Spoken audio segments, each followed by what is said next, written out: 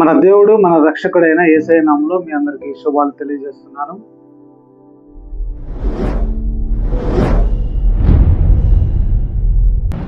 యెహోషువ గ్రంథము 1వ అధ్యాయము 9వ వచనంలో దేవుడు ఈ రీతిగా తెలియజేస్తూ ఉన్నాడు. నేను నీకు ఆజ్ఞ ఇచ్చి ఉన్నాను కదా, నిబ్బరము కలిగి ధైర్యముగా నుండుము, దిగులు పడకము, జడియకము. నీవు నడుచు మార్గమంతటిలో నీ దేవుడైన యెహోవా నీకు తోడుగా ఉండును. ఈ చిన్న వాక్యంను దేవుడు దీవించును గాక. ఇక్కడ యెహోషువ గారి గ్రంథంలో ఈ మాటను ఈరోజు దేవుడు మనకు తెలియజేస్తూ ఉన్నాడు. దేవుడు మనకు తోడుగా ఉన్నాడు. నీవు భయపడకు, జడియకము, నిబ్బరం కలిగి ధైర్యముగా నుండు. నీ ముందు ఎంత పెద్ద సమస్య ఉన్నా, నీవు ఎన్ని బాధల్లో నిండా మునిగిపోయి ఉన్నా, దేవుడు ఈరోజు నిన్ను ధైర్యపరచాలని ఈ మాటను తెలియజేస్తూ ఉన్నాడు. నేను ఆజ్ఞ ఇచ్చి ఉన్నాను కదా, నీవెందుకు కలవరపడుతున్నావు, నీవెందుకు భయపడుతున్నావు? నీ దేవుడైన యెహోవాను నేను నీకు తోడుగా ఉన్నానని దేవుడు ఈరోజు తెలియజేస్తున్నాడు. నీ పరిస్థితులన్నీ చేజారిపోయినా, నీ జీవితంలో నీవన్నీ కోల్పోతూ ఉన్నా, దేవుని యందు నీవు విశ్వాసం ఉంచి దేవుణ్ణి ప్రార్థించు. దేవుడు నీకు ఈరోజు ఈ గొప్ప మాటను తెలియజేస్తున్నాడు. నీ ప్రార్థనా జీవితంలో నిత్యము దేవునితో నీవు జీవిస్తూ ఉంటే దేవుడు ఈ రీతిగా నీతో మాట్లాడుతూ ఉంటాడు. అందుకే దేవుడు ఈరోజు మనకు ఈ వాక్యాన్ని తెలియజేస్తూ ఉన్నాడు. నేను నీకు ఆజ్ఞ ఇచ్చి ఉన్నాను కదా, నిబ్బరం కలిగి ధైర్యముగా ఉండుము. నీవు నిబ్బరం కలిగి ధైర్యముగా ఉండు.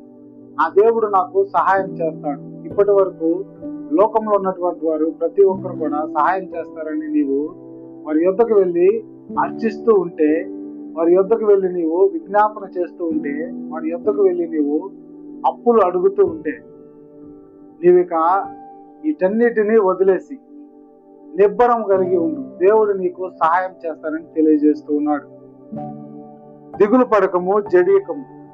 నీవు అనేక సమస్యలు నీ మీదకు వచ్చి నిన్ను అనగదొక్కుతున్నా, నీవు జడియకము. నీవున్న ప్లేస్ లోనే నీవు నిలకడగా దేవుడు నిన్ను నిలుపుతాడు.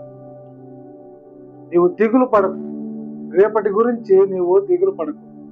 ఈరోజు దేవుడు నీతో ఈ మాటను మాట్లాడుతున్నాడు. రేపటి దినము గురించి దేవుడు నీకు సిద్ధపరిచి ఉన్నాడు. నీ జీవితంలో అనేక మేలులు గాని, అనేక ఆశ్చర్య కార్యాలు గాని సిద్ధపరిచి ఉన్నాడు. నీవు దిగులు పడకు, జడియకము. ఇక్కడ దేవుడు మనకి ఈ గొప్ప మాటను తెలియజేస్తున్నాడు. నీవు నడుచు మార్గమంతటిలో నీ దేవుడైన యెహోవా నీకు తోడుగా ఉండును. నీవు నడుచు మార్గమంతటిలో నీ దేవుడైన యెహోవా నీకు తోడుగా ఉండును. నీవు వెళ్ళే మార్గంలో నీకు దేవుడు మొదల నుంచి చివరి వరకు నీకు తోడుగా ఉంటానని దేవుడు తెలియజేస్తున్నాడు.